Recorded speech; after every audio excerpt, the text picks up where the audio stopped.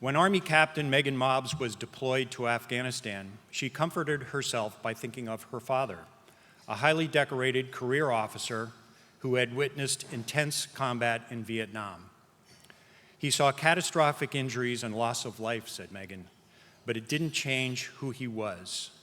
The idea that you could go into the military and regardless of what happened, still come out as yourself." And it has been with her since her childhood.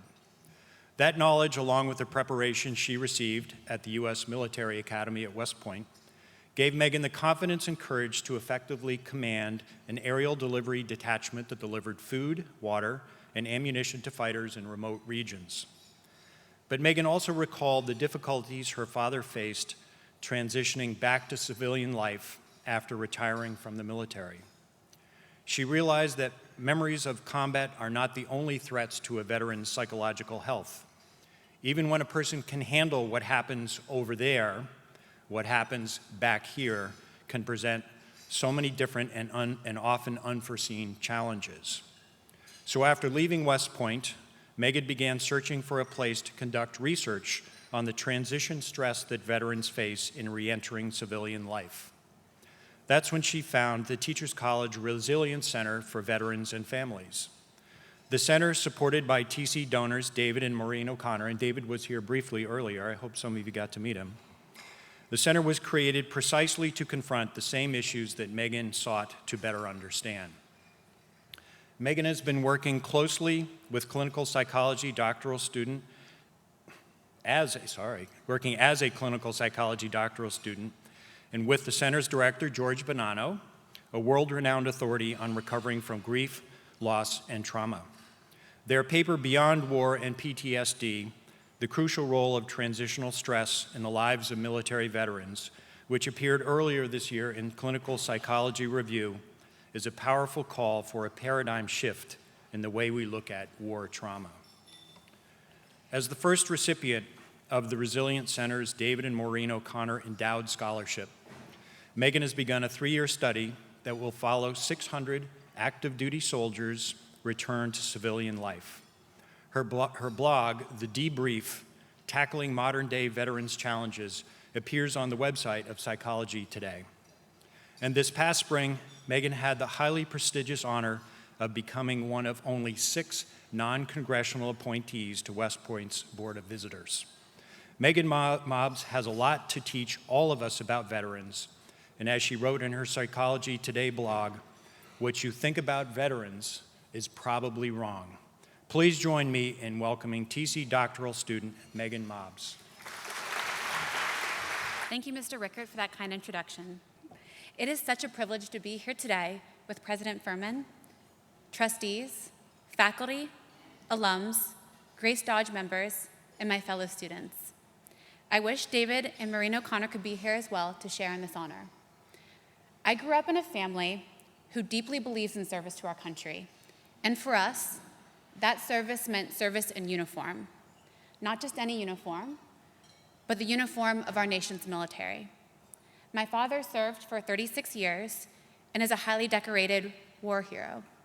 And my mother served for 12 and repeatedly shattered glass ceilings by being one of the first women to graduate airborne school and deploy to Grenada. In fact, a member of my nuclear family has served in every conflict from Vietnam onward: Grenada, Panama, Iraq, Afghanistan, Iraq again. One of us was there. We've jokingly referred to it as the family business. That sense of service propelled me to West Point and on to active duty, where as a 23-year-old, I found myself responsible for 132 paratroopers of the famed 82nd Airborne Division. At the time, the platoon I was in charge of was the largest in the Army. I felt a massive sense of purpose and felt duty-bound to do my best, no matter the cost. I quickly garnered a reputation as someone not afraid to ask hard questions and push back when everyone was blindly pushing forward. I earned myself a moniker, the Rogue LT, short for lieutenant, uttered as a mild obscenity by my superior officers, and with a touch of reverence by the men and women in my charge. Those two seemingly disparate qualities, service and rebellion, led me to Teachers College and more specifically, to the Resilient Center for Veterans and Families and Dr. George Bonanno. A world-renowned expert in loss, trauma, and emotion, George is also a bit of a rebel himself. Not afraid of a fight, the intellectual kind, though truthfully, I'd choose him in any kind. He challenges the status quo and doesn't just ask the hard questions, he actively seeks the answers. His desire to understand veterans instead of blindly helping them is the type of revolutionary, invigorating mindset that will lead to real change inspired by and rooted in empiricism. However, though kindred spirits we may be, we are an unlikely pair, George and myself. As one of the premier research labs in the nation, George's students are typically a reflection of that prestige. Myself, full of life experience, but little of the lab, I was a bet on the inside straight, a gamble only made possible by the generosity of David and Maureen O'Connor. It is their type of generous giving that allows Teachers College to both live up to and embody their mission of removing barriers and giving a voice to those who at times find themselves voiceless. I stand before you today, humbled by that big-heartedness and emboldened by the work George and I are doing. For a time, I thought there was no greater honor than serving in uniform. But service comes in many forms, and the generosity of David and Maureen O'Connor and the spirit of Teachers College has given me an even larger sense of purpose. Thank you again to Mr. Rickert, President Furman, David and Maureen, who couldn't be here, George, and our esteemed guests for providing an opportunity to tell a small portion of my story, and to thank you in person for welcoming me into Teachers College with open arms. It means more to me and my family than you will ever know. Thank you.